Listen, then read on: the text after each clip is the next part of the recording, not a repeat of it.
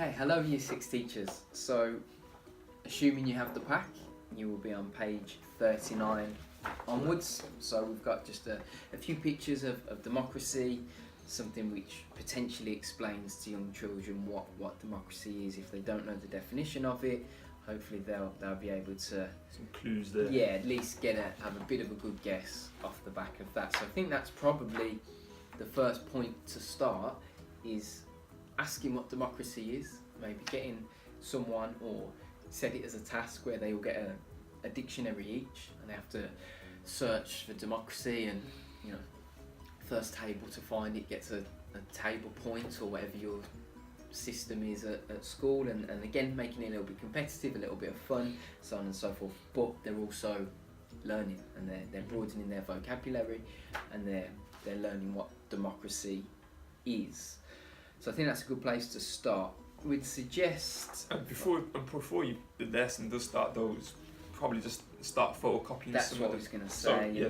For page 40 and 41, and then onwards into page 42 as well, we'd suggest that you photocopy those. It's probably best if you can get one per child, but you know your children, so it may be that it's one per table or one per child for stronger tables, and some tables that maybe aren't as strong with the writing ability, they have one per group, or whatever it may be. So that's completely up to you, but yeah, lesson preparation, photocopy some of these things. So we've got a word shower or a word burst, and no matter what the topic is, topic of your poem goes in the middle. We always do a word burst or a thought shower. So obviously for this, the British Cultural Values topic, it's democracy. So we've got a few there prompts really around the outside to encourage writing from children. Now with the word shower, we're not necessarily after sentences at this point, just key words, almost bullet points, but they can be sporadic with it. It doesn't have to be neat, they don't have to do it in lists, because you find them from a creative perspective, they then start writing in the same order as what their list is, whereas when they dot words all over the page, creatively it helps when trying to turn those words, which are the pieces to your jigsaw, into actual sentences and poems further on down the line. So where it's got things like political parties, of course, the children will answer that question.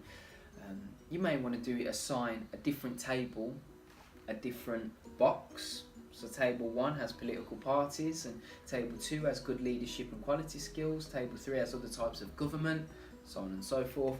Or you may just want to do it so they all just fill in their own little bits. Or you could do it so that on a table, one person per table is filling in these boxes, so that by the end of it, each table has got a complete one, as opposed to by the end of it, the whole class has got a complete one if you do separate tables. So it's up to you with how you want to judge that, and how many of your children you want writing, and again, give them time limits.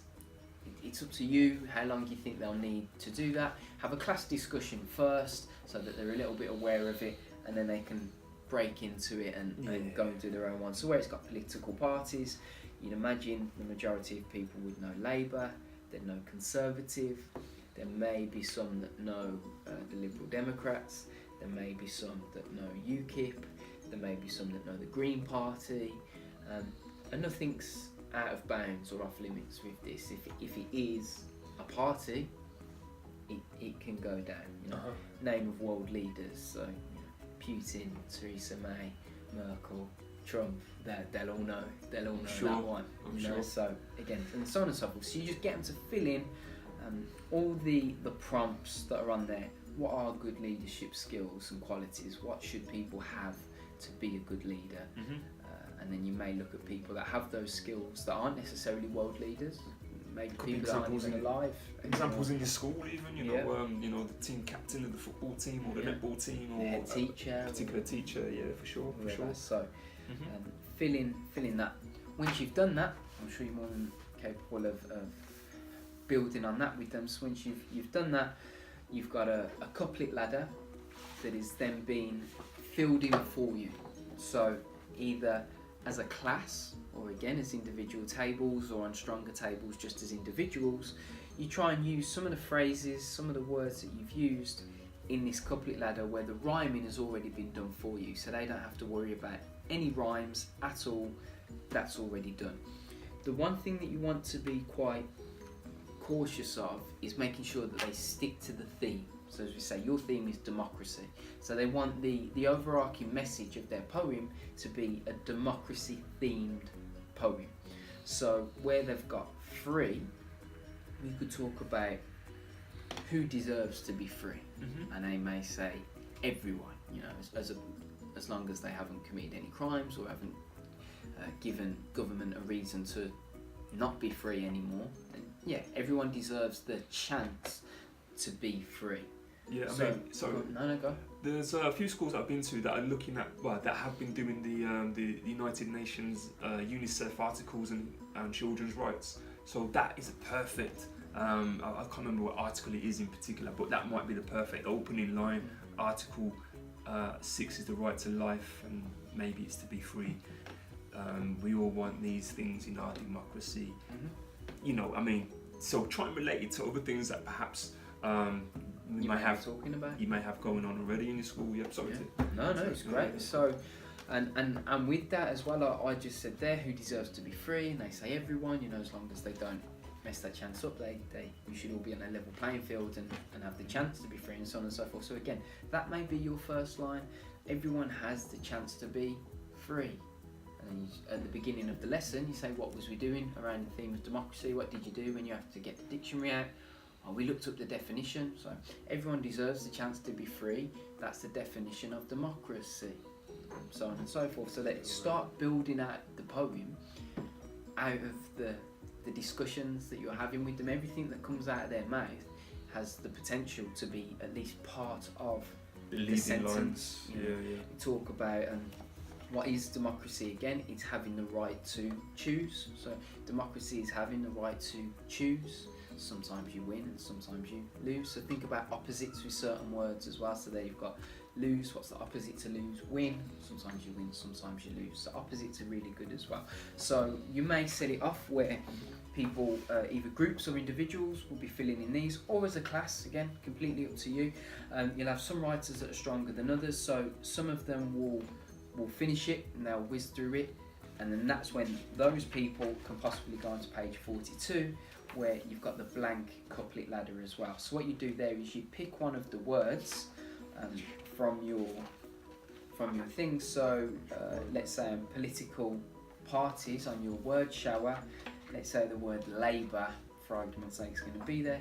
You put Labour in the end on the right hand side of your page, and then they'd put a rhyming word for labour. So they might have saviour or behaviour, something like that, for example. Again, rhymezone.com is a good place to go on to for young people to look at rhyming words. We said think about opposites just, so the opposite to Labour, you'd say Tory or Conservatives. So we could say something like, it doesn't matter if you vote Conservative or Labour, everyone should be on their best behaviour, or we need a fresh face to be our saviour, you know, something like that. So you get the idea. So again, other types of governments, you'll talk about that, responsibilities that you have, things that you want to change and improve. So they may just want to change the amount of litter that is on their street, for example. So if they've got litter on street would be the next word that goes on the right hand side of their couplet ladder, and then a word that rhymes with street after it. So they may say something like, we want to clean up the litter from our street. That would be something you just can't beat. Or, I don't want rappers getting stuck to my feet, and whatever it may be. Okay, so these are just quick off the cuff examples that we're giving you, but hopefully it at least gives you a little bit of an idea of how you start to build the poem and the types of things that you can get them talking about. I mean, there's lots of different things that have come up in terms of conversations around British values, etc. But I think you can't really moan, or if you were someone who was probably not so keen on the label British values and whatnot, I think the fact that children are already, starting to get prompted into having discussions about the things that would like to change, that's definitely encouraging the debate and discussions around social action and pupil voice and those sort of things, which I think are imperative for, bringing young people up and being productive members of society, getting them to think about already the things they'd like to change and improve, and empowering them to articulate these things in activities such as this. I think it's definitely a worthy endeavour for all teachers, in whatever guise they are, parents, teachers in the official sense, community centres, community leaders, and visiting poets, to name a few. So if we're trying to give you options here, so if the couplet ladders already have the rhymes in, it isn't for you, or that's done,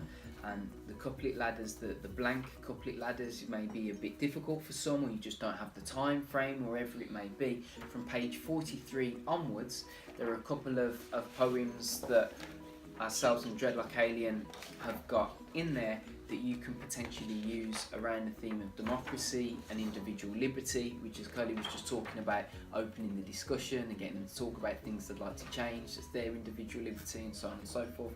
So there are poems in here that you can use for your group performance, for your poetry slam at the end of the day, the competition where we'll have judges, teachers as judges, and we'll get a winning team from the school, see who the best poetry team in the school is. And if you want to use some of these template poems, then you can do. If you want to read them word for word, great. If you want to change certain words, again, get dictionary.com, thesaurus.com, use synonyms and change the language to their daily language, great, do that. If you want to photocopy all of the poems and select the best lines from each of the poems, cut them up and create a new poem out of the cutouts, fantastic. It's completely up to you with how you want the performance to go. I would suggest flicking back to page 9, because there's some tips and hints and tricks of what you can do to make your performance even better than what it is, and beatboxing and polyvocals, and how you can incorporate sound effects and so on and so forth. And you'll notice yourself as a teacher, day by day, you pick up your pupils' strengths, so you'll find some a bit more fidgety than others.